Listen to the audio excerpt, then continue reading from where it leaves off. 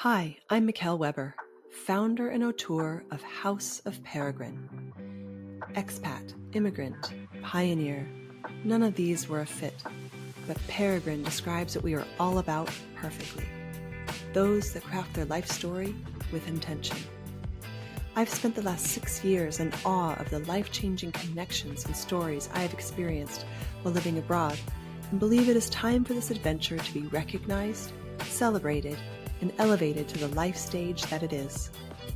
Through these interviews, I hope to connect those living internationally more deeply to both the place they are living and with themselves and those around them. We cover everything from international finances and meaning-making to global parenting and relationships to make your time abroad more intentional, edifying, and full of beauty. Find us at houseofperegrine.com, where you can find more ways to connect with the ethos of Peregrine. I hope you enjoy today's guest. Let's get started. Hello, everyone, and welcome back to the House of Peregrine podcast. Today, we're tackling a topic that's deeply personal and often incredibly complex: international divorce. My guest today, Magali Van Maanen, is a seasoned divorce lawyer and mediator at DeBorder Lawyers in Amsterdam. With nearly 2 decades of experience, she specializes in everything from custody and alimony to international family law. Having grown up partially abroad, Magali brings a unique perspective to expat and cross-border cases, helping families and couples navigate separation and divorce with clarity, fairness, and ease. Welcome, Magali. I am so happy to have you on today. Thank you very much for inviting me. I'm looking forward. I have to say, when we were just speaking about this earlier, but when I told a few of my friends that have actually used you as their lawyer, the thing they said is, "Oh my God, I love her." That is not that. Wow. That is as a lawyer, I'm not sure from the US, I'm not sure I've ever heard that sentiment. It's always they're really good, they're amazing at their job, but like also, oh my God, I love her. That's a real true testament to your character. So I just thank you very much. I wanted to pass that along to you. So we're talking about today divorce and when living internationally or when a family is abroad. And so I want to start out by telling everyone a little bit about you, about your background and how you grew up and your connection to international life. Yeah. Well, I was born in France, so that's quite European still. But my parents were living there as expats. So they both grew up abroad partially as well. At least my mother did. And my father comes from a long line of international people as well. So I think it's something that's always been in my blood. We moved back to Holland actually when I was just born, but afterward, after a couple of years, moved to Australia, which was my most exotic foreign experience, I must say. But it did help tremendously because that experience, of course, raised the bilingual upbringing I had, which has helped me in future life a lot. My parents did bring me and my sister back to Holland by the time we went to secondary school, because they did feel that the level of education and the opportunity that we could have as students here in the Netherlands was something they wanted to offer us. If we'd said, oh, but we want to go abroad, that would have been fine as well. But I'm actually very glad that we were able to also experience life with family close to us here in the Netherlands. That's amazing. And so you spent the beginning, most of your childhood abroad, it sounds like. Yes. Yeah. I moved back when I was 10 or 11 or something. Yeah. Oh, amazing. And so I have a feeling that informs your passion for this subject because you are with people there's births, there's deaths, and then divorce. Like there's these moments in life that are so pivotal and so big, and you're there with people during that time. That being said, when you're living internationally, it has an even bigger potentially implications for your life. The country you live in, your jobs, all these things are much more complex. And so do you think that having that extra compassion for how you grew up informs your work today? Yes, I think it does, definitely does, because the fact that someone chooses family law as a specialist subject, I could have also done employment law, I could have also done something else, but then I still would have been attracted to the international aspects and to the international community because of that experience I've had and Also because I think it's very interesting to learn about cultural differences. The other day, I was speaking to a client who was quite amazed that in the Netherlands, that we have a no-fault divorce system. The other spouse had cheated, and that was, of course, extremely emotional. And in Holland, we don't do anything about that. And I do understand why someone with a different cultural background would find that very difficult to accept. And so I see it as my job to explain and manage expectations in that sense. Yeah. Yeah, it's amazing. And divorce is cultural. Like it is divorce, Absolutely. marriage, everything is cultural. And so why would this be an exception? That's really true. Part of my story is I came to the Netherlands when I think there's in my life, I've been married for almost 22 years. There's these seasons where people I go through these rashes of divorce. And it's usually like a few years in, after you have a baby, and then like when you move abroad. Turns out there's another inflection point where people just really, it's a make or break moment. And so I went through a rash of a lot of my friends getting divorced while they're living abroad, while they're both outside of their country. And I began to see just how much I didn't know about this. And actually, divorce is something you don't know at all until you go through it in your own country even. You think you might know, but this was a whole other level. And so I began really, like, even though I wasn't going through divorce myself, when your friend goes through a divorce, you kind of go through something yourself. And so I really wanted to bring you on because you became the name I was hearing all the time for people who understand. The other part of me is that I did a TED Talk about women and how the economic system, if they do care work, actually it doesn't involve them at all. And so these two things I'm very passionate about them because not always is the woman the one that maybe needs more protection or something in a divorce. When you're in an international couple, there's just a lot of complexity, a lot of value, and a lot of ways to really, there's just a lot of moving parts. So I'm so glad that you're around for us to ask questions. So I just want to dive in. So please do. Yeah. So I'm American. I have a lot of American friends. There's vast differences in the system, but what I want you to do is talk us through why someone, if they think they might be getting a divorce, consult you before they make the final decision. Well, I think it's very important to know what your financial position will be after a divorce before making the decision to actually break up the marriage. And I'm not saying don't break up the marriage because your personal happiness is, of course, extremely important. Also, if there are children involved, if parents are unhappy, usually that reflects on the children as well. I'm more saying think of the financial consequences because it's important to know what your life will look like after the divorce and make a plan for that. It's often one of my first questions to a new client. How do you see your life in 3 years' time, more or less? Another reason why it's important to come and see me first is because we have to really look at if in case of a divorce, you have to divide your property. Which law will we apply? You're in Holland now, but that doesn't necessarily mean that Dutch law is applicable to your marital property regime.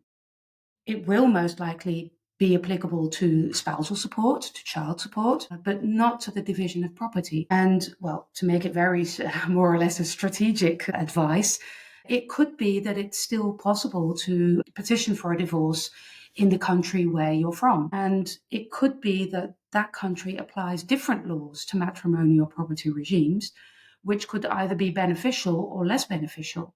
So it's really important to look into the consequences of the divorce before actually taking the step. Yeah. And so the way I like to look at it, and this is how I look at a lot of things now as a kind of midlife person, but what I think was kind of part of mine and maybe a lot of people's idea before is when you go see the lawyer, that's when it's over.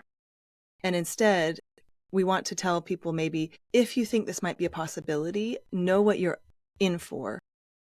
Yeah. Not to make the decision, exactly. but to make an informed decision. As an international person, you're navigating multiple jurisdictions. You're navigating, especially if you have children, multiple countries that have a say over these children. And so it's just like buying a car or buying a house or anything else. You might learn a little bit about it first before you make a final decision. And so Absolutely. That's what I would like to, I think that you actually were the one that gave me that, was like, when we did our call before, it was like, you wouldn't do a lot of big decisions without knowing the consequences. Why would you do this? And so it's not like, I mean, you often told me that you have people come to you for a consultation that end up not getting divorced. That happens, yes, absolutely. Because it's also the case that I ask them, are you sure? Is there still a chance that you can get back together? Because I'm not in this to get people to divorce. I'm in this for people who actually have made the decision to divorce and there's no way back, to help them come to a good future. And then mainly financially, but especially for the children. Those are always the main priority. But if people are not 100% sure, I always send them to a therapist. And whether they do that by themselves or together, I don't care. But if people come back together, yeah, perfect. Yeah. I really hope that. Yep. And so I feel the same way. It's like sometimes it's inevitable. It should always be on the table. But it doesn't mean you're getting divorced if they come talk to you for a consultation. No.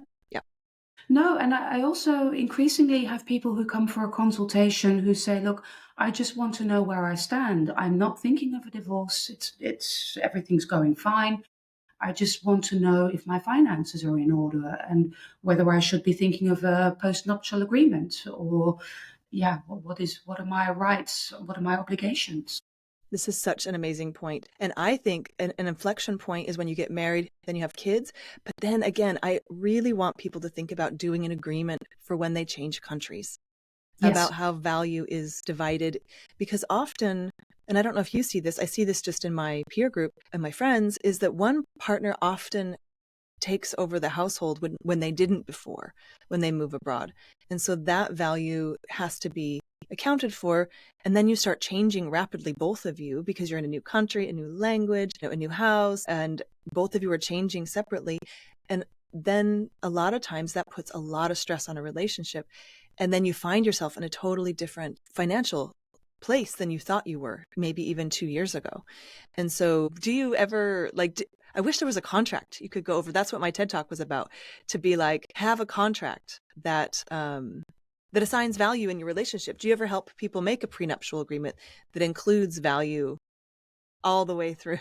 Well, yes and no. I do advise people on making a prenup like that. And I always also say include the children. If you're moving abroad, make provisions for, are we coming back? What are the conditions for coming back? Because often enough, people get stuck in a country abroad with their children and they can't come back because either the other parent or the court doesn't agree. The only thing is I can't make the prenup myself because in the Netherlands, prenuptial agreements have to be made by notaries. So I can help parties make an agreement amongst themselves. But the question is whether an agreement amongst themselves will always be upheld in a country abroad.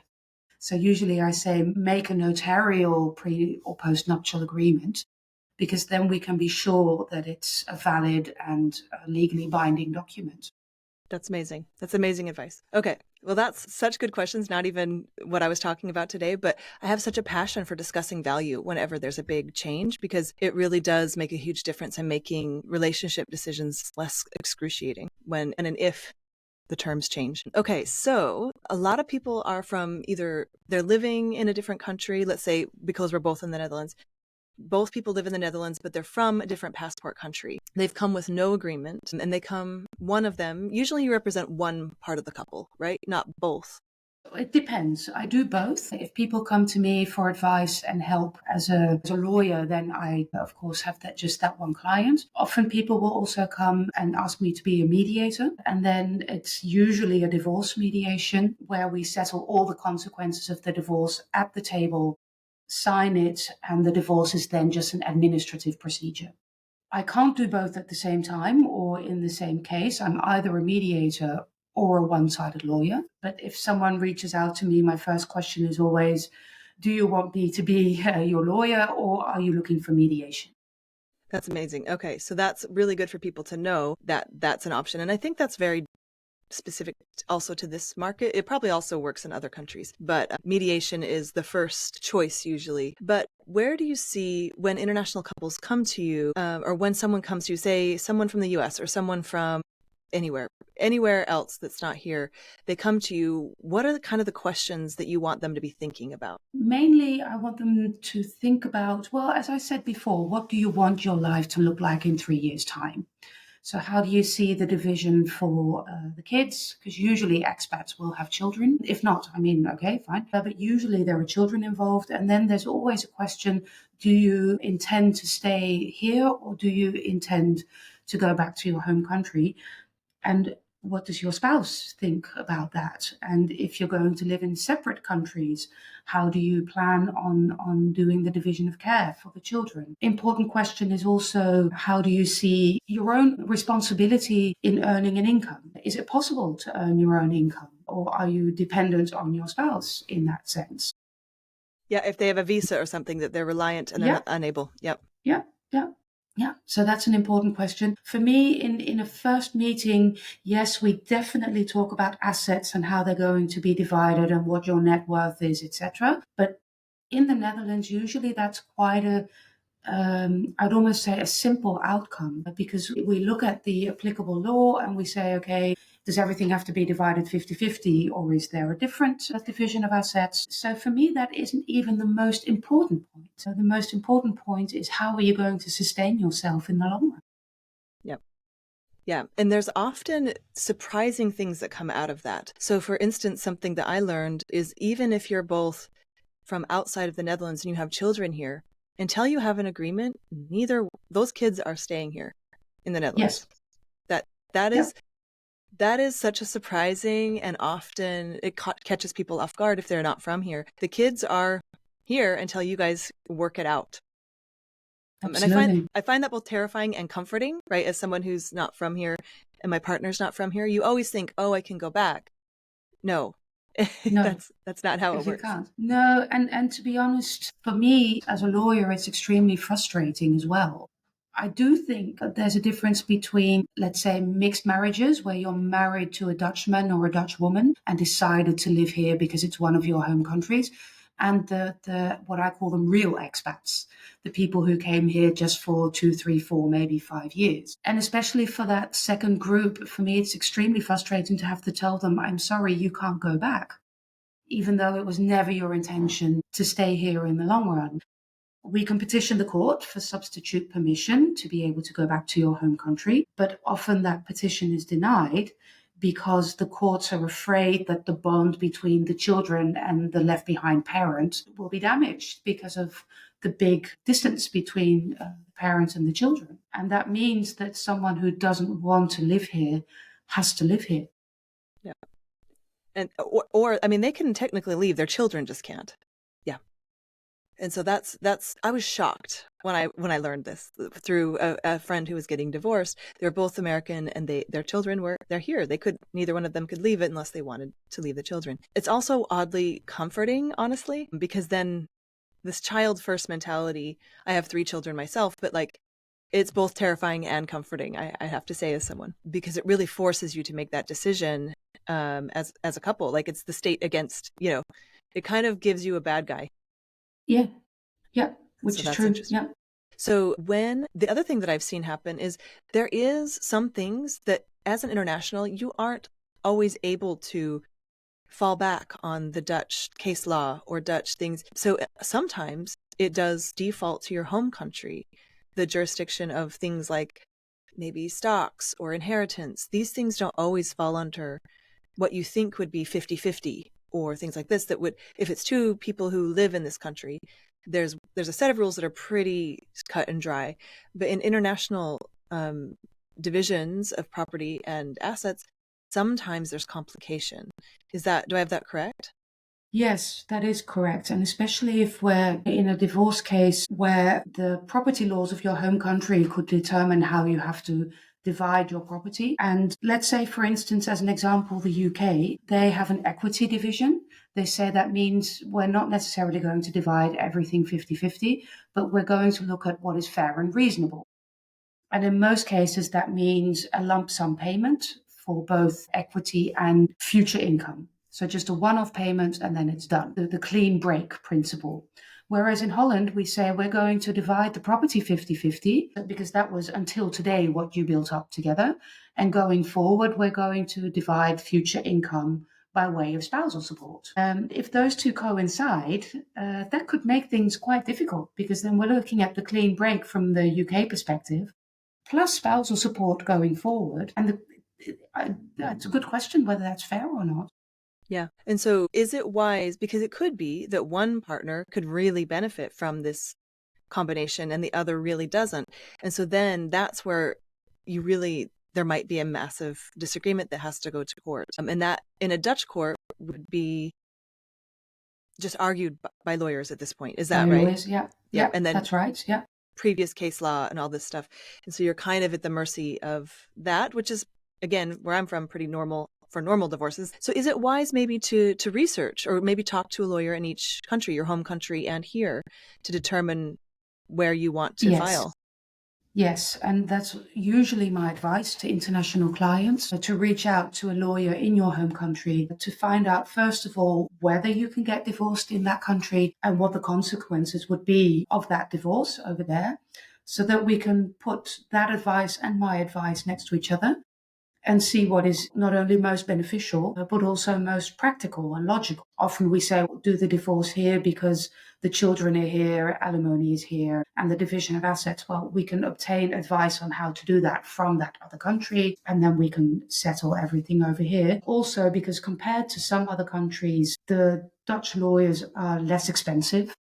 Yes, we still charge a lot. I know, I'm sorry. But I know that in some other countries, the fees are much, much higher.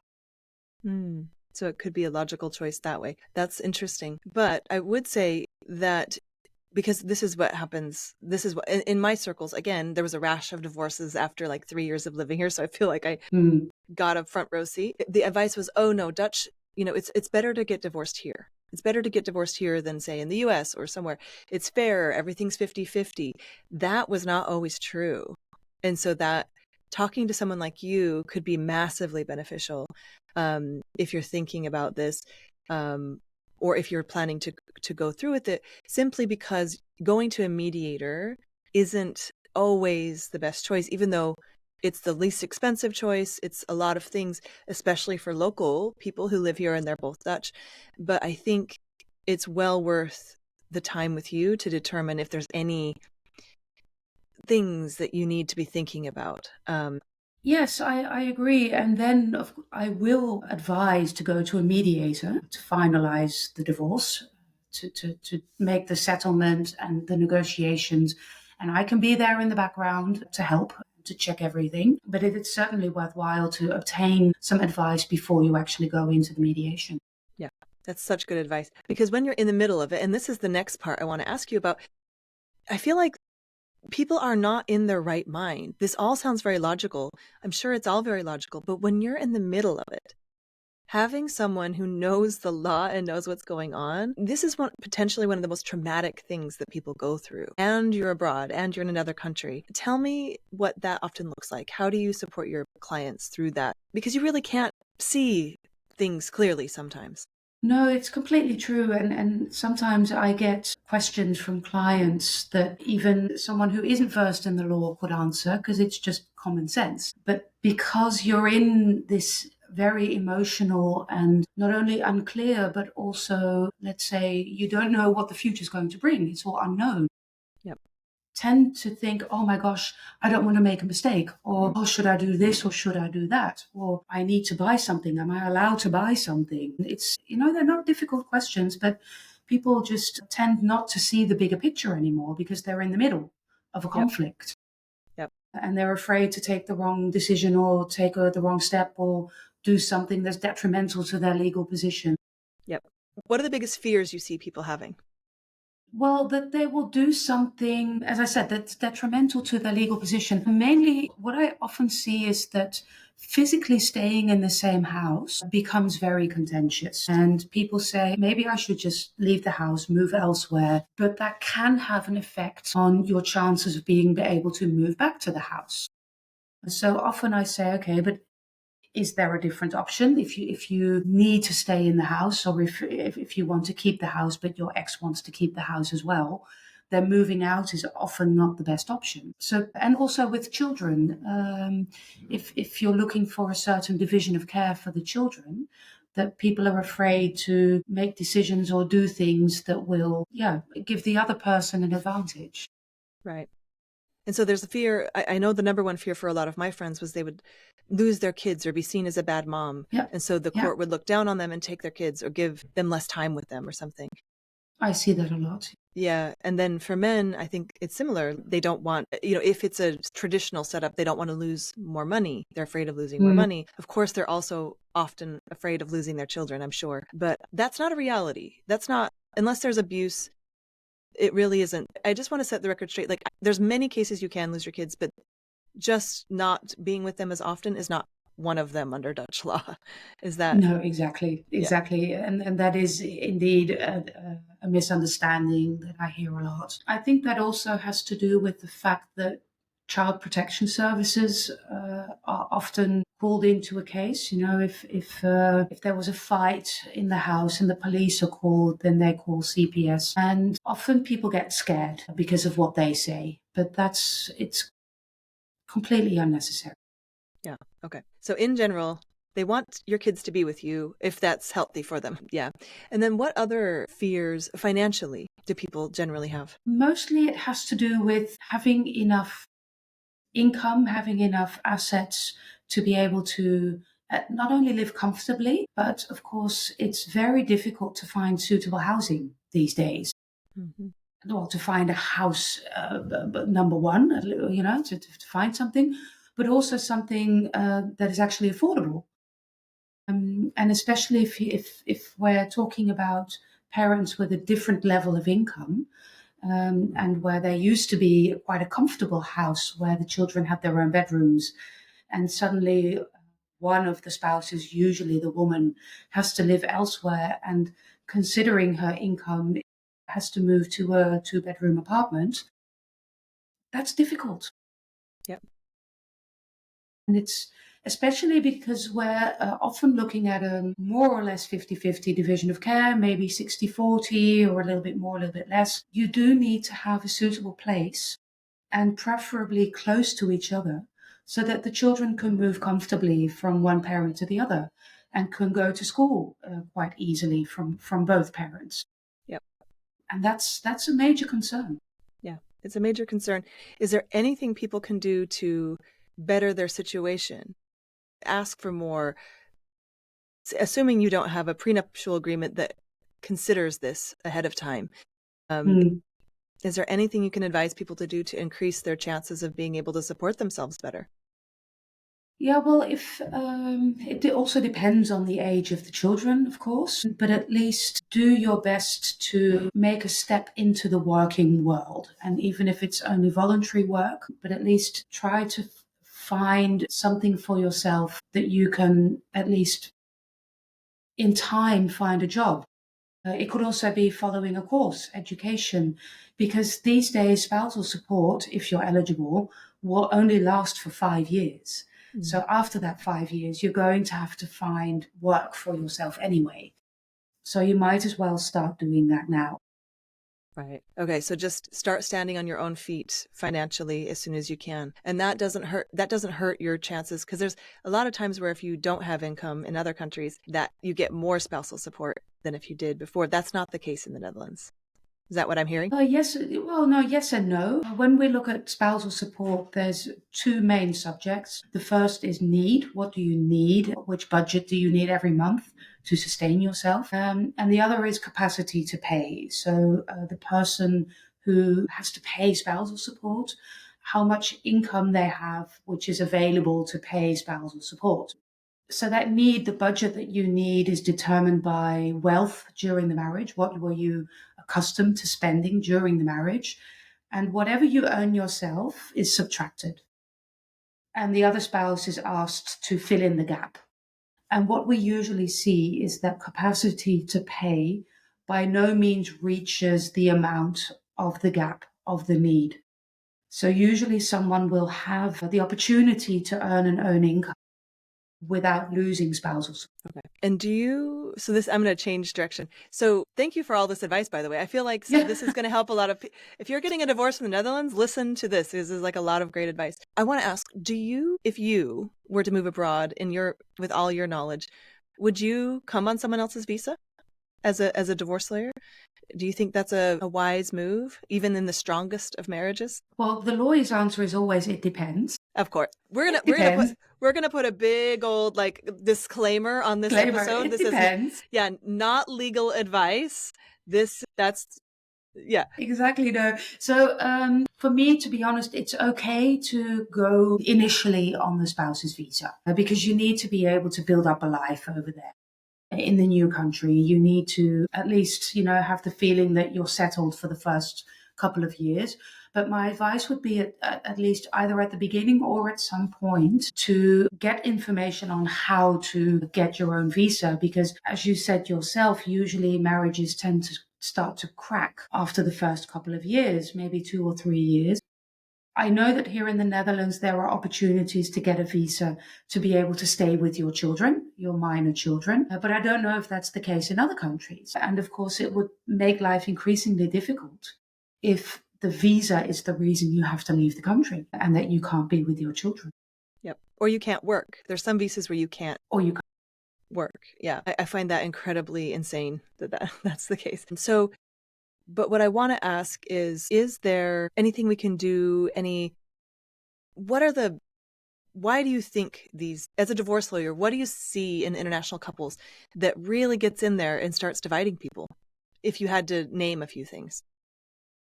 Usually what I see in practice, people tend to have different ideas on what the relocation was going to bring and what it has actually brought. Some people see it as an adventure and, it's going to be wonderful, but it's hard. You have to make an effort to fit into either the expat society or the Dutch, in this case, Dutch society. And that's really difficult. And if it was just one spouse who is the expat who's working, then you often see that person builds a life for themselves because he or she has social contacts through work, has something to do every day because of work. In free time, does some sports, generally lives more or less the same life as that they had in their home country, except it's in a new country. And the trailing spouse is left with making sure the family can get into society, and they are generally challenged with all the aspects of living in a new country. And mostly then if that leads to an unhappy spouse and it's brought up, oh no, but everything is fantastic over here and I never want to leave. So there's no listening to the arguments of the other person. So the trailing spouse has to understand that the working spouse has a new life, but the working spouse has to understand that for the trailing spouse, it's really difficult and that they need help. Yeah. And they're working on your combined life while you're working on your own advancement. And that's a massive, I think it's undersold how incredibly difficult that can be and how that really can break up a marriage. Yeah, absolutely. And how rapidly you're both having completely different lives and you're growing in different ways. And that you can either grow together or you can grow apart, but it is a massive moment. I would say almost as big as having children is moving to a country with someone, because it's such a time of rapid growth and you have to be mindful about that. Yes, and of course you're more dependent on each other rather than on family, friends, community. You're really, you have to be a close-knit unit for it to be able to be a success. Yep, it's so true. And so do you think that's the primary reason we see such a higher incidence of divorce among international couples? Is that Yes, especially because when you're living abroad, I think certain personal characteristics will rise or they will come up more than if you're in your normal habitat with your normal friends and family where everything is running smoothly. And when you're over here, some things might come up that you never knew about. Yes, it's so true. It's so true.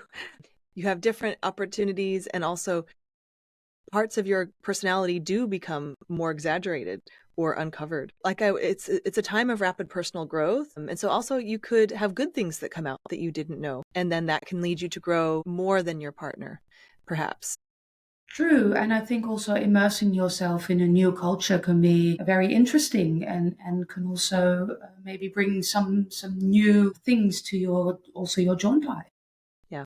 Yep. Cool. Okay. I want to ask you this other question. So when we spoke before in the pre-interview, you told me, and you mentioned it briefly at the beginning of our interview, but you told me when someone comes in that you ask this question. So I want you to say it again slowly. It is, what do you want your life to look like in? Just pretend like I'm coming to you. You're asking that first question so people can ask it to themselves if they're thinking that they may want to end their marriage. Ask me that question slowly like you would a client. Assuming that this divorce happens, what would you then want your life to look like in 3 years' time? Where will you be living? How will the division of care for the children be? Will you be working? Where would you be living? So not only a country, but also place, house, just a general picture of what your life would look like.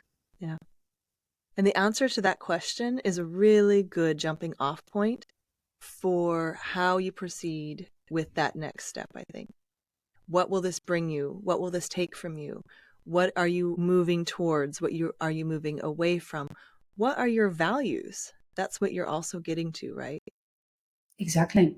And that will not be the same for any two people. No, absolutely not. It's also helpful for someone to embrace the process of the divorce, not only see it as a terrible period in their life, but also as a threshold to a whole new life. And I think that's very important as well, because a divorce is terrible. I mean, I feel like you just changed everyone's life right there. I feel like that was incredible wisdom that you just dropped right there. I have goosebumps. Yeah, so I would agree. And I've seen it over and over again. Relationships, I think Esther Perel said it best. You'll have many marriages in your life over the course of your life if you do choose marriage. If you are rare, it will be to the same person. Yes. And so that I love this idea. It's a very romantic idea, but also it really brings this necessity to have someone in your corner so that you can make really sound decisions based on your values and what you want, and not just fear or staying in things too long, or maybe being impulsive and ending something before you've actually strategized or had a really sound strategy for yourself. You're doing holy work, Magali. That's all I'm going to say. Thank you. Thank you. You're doing really hard work in a holy way is another way of putting it. Yeah, well, that's the goal. I mean, if someone says to me, I want my life to look like X in 3 years' time, and we break it all down and we say, okay, well, then what budget do you need to be able to do that? And it turns out the money's not there to be able to afford that lifestyle. Well, then we have to rethink the options and come up with a plan B. And I think that's a better way of looking at it than people coming in and saying, okay, well, divide 50-50, good luck. And I hope I never have to see you again in my office, because that's genuinely how I feel. People are very welcome to come back, but I hope for them they don't have to. But I feel I'm not helping people if I'm only, let's say, doing everything the legal way. Yep. Yeah. And it's an incredibly excruciating time in life. So I see it as a portal, like a death portal you're going through. And like you said, something's on the other side of that. And so I really love having someone who is in your corner, who has that perspective. It's not necessarily about hurting the other person, although it can be, but it's not necessarily, that's not your perspective. It's about making your life what you want it to be.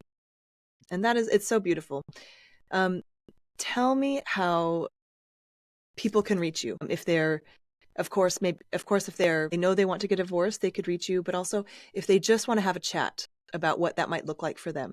Yeah, how do they, absolutely. what are the first steps to get a hold of you? Well, the best thing is to send me an email. Either go onto our website at deborderadvocaten.com, and my email address, also the general email address, is on there. There's a contact form on the website, and if you fill that in, the email will come to me. You can also give me a call. Our phone number is on the website, and you can reach out and we can schedule a call. just to discuss the situation. And usually if people reach out to me, I will say, okay, well, just in 5 minutes, tell me what's going on. Either I provide just some general advice and that's it, free of charge. Or I say, okay, this sounds quite complicated. Come into my office, we'll speak for an hour, and then we can determine how to move forward from there. And as my friend once put it, pay, if you need to pay for the hour, that hour will save you so much stress. Yeah. That hour is worth its weight. If you are able to afford that, that is, even if you don't divorce, even if you do divorce, even if you end up using mediation, that hour is worth its weight just to have an expert in your corner for an hour. And at House of Peregrine, we always advocate for having your team and for anything you're going through. And so this I see as part of your strategic team for how you want your life to look like. Doesn't mean you're getting divorced. It just means you need some advice, which is actually really, really nice. Is there anything else we didn't cover that you see all the time or you wanted to say? You have so much wisdom and so much respect from the international community that I want to leave that final question for you. Oh, well, thank you. What I think is very important is that, as you said, that people have a team. That could be lawyers, could be financial people, could be friends, family. But I also say speak to a therapist, because I'm not a therapist. I can help you and on the legal side, I can help you with the divorce, but I haven't been trained to listen to all your troubles and woes. And of course, I'm too expensive for that. And what I often see is that people who have spoken to a therapist are better at also determining what their life will look like in 3 years. And also, if people go to couples therapy before they come to me, whether it's as a mediator or as a lawyer, I see that they are better equipped to communicate with each other, which immensely helps the divorce process itself. Holding a grudge never works. And of course you're mad, and that's completely fine. I'm okay with you being mad, but holding a grudge doesn't help the divorce process. And having a therapist behind you will certainly help navigate that process. Yeah, that's really good advice. Even though I feel like you have like kind of the presence of a therapist, I'm sure that you're actually not. And I love that. I love that. That's really good advice. And so I want people to leave asking themselves this question that you ask them so beautifully. What do you want? If you're considering getting divorced, if you're considering, especially if you're living abroad, what do you want your life to look like? And consult with people before you make that. If you are on the fence about this decision, speak with people in the country you're living in and also the country you have any ties to before you make any big decisions. Absolutely. Awesome. And of course, this is not in cases of abuse. We have all the disclaimers. This is not legal advice. But Magali, I think you've given us an amazing start to anything we have, any person who's going through this really pivotal time in their life. Thank you so much for agreeing to come on. I hope that people will reach out to you, and I really appreciate your time today. Thank you for having me, and always happy to advise people who need it. Thank you. Thank you. Thank you. And thank you to everyone for joining us today. We will put all of Magali's contact info in the show notes. And please do reach out if you are going through something like this, especially if you are one of our Peregrines. Thank you again for joining us, and we'll see you next time. Okay, that's it for today. I hope you've enjoyed our show. For the latest insights on living internationally, join us at houseofperegrine.com to find out how you can connect with our community. Let's craft our life story with intention together.